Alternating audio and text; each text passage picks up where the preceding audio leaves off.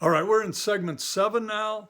Step by step, how the 2008 economic disaster happened.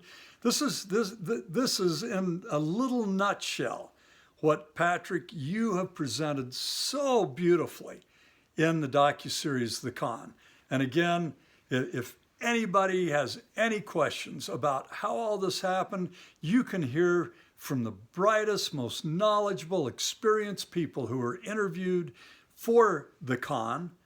And you've got great graphics. I mean, it is explained so beautifully. But here on TikTok, we just wanted to provide in a few 3, 4, 5-minute segments all of this in a nutshell to pique your interest and then also get people informed, energized, and committed to joining with others in a grassroots mass movement for solutions. Because without these solutions, without we the people taking action to make sure our government finally acts in the public interest rather than the interest of these predatory bankers, this Wall Street that has no concern for the welfare of the American people, unless we all push and achieve these solutions, we're just setting ourselves up for more disaster. So we started talking about this in the last segment, Patrick, as people were buying these derivatives, that is, these interests in these bundles of mortgage loans that were conveyed out, sold out by these local mortgage loan companies.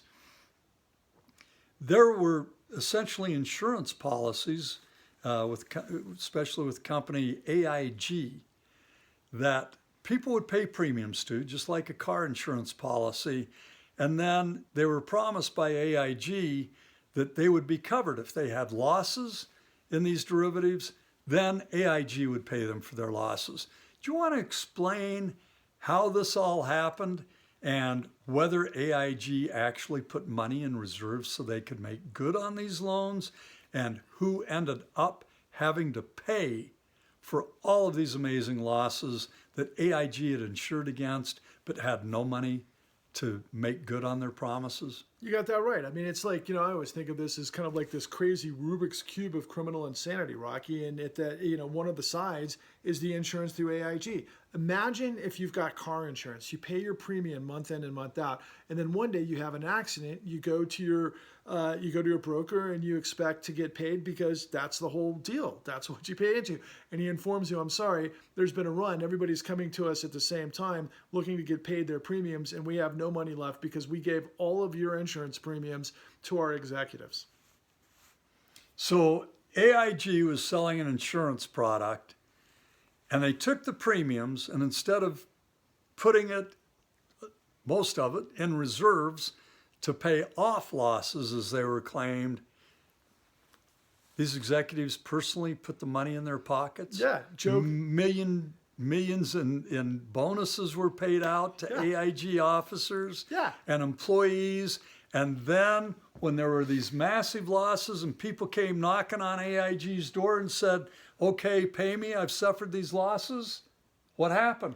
Imagine, Rocky, you're the former mayor of Salt Lake City. Imagine a state, I don't know, insurer or an auditor or anybody who is actually under anybody's purview. The insurance commission. Yeah, right. Is it possible that they wouldn't know this was happening? No, they'd make sure that there are these reserves in place. And they do make sure that these reserves are in place. Yeah. And nobody, because of deregulation, was making certain that these supposed insurance policies were covered with money that could be paid out in the event of losses. This is the United States with people that are some of the smartest minds from the Wall Street, Ivy League, these geniuses that we count on for getting it right. We're literally doing something so insanely criminal that it's as easy as the analogy that I just played out. So let me ask you, what happened to the guy that came up with this whole idea?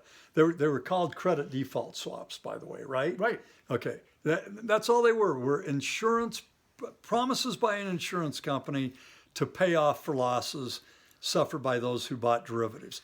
Then when the losses were incurred and the insurance company said, sorry, we don't have any money, we've paid it all to ourselves, What happened at that point after the United States government covered those losses so that they could pay off the Goldman Sachs and the Deutsche Bank? I mean, our government was actually paying AIG to pay 100 cents on the dollar to those that it insured, including foreign banks like Deutsche Bank, correct? Yes, absolutely. So what happened? Did the guy who came up with this fraudulent project where they were paid premiums and yet they took off with all the money so that there wouldn't be any reserves to pay off for the losses? Did he end up in jail? Did he end up in prison?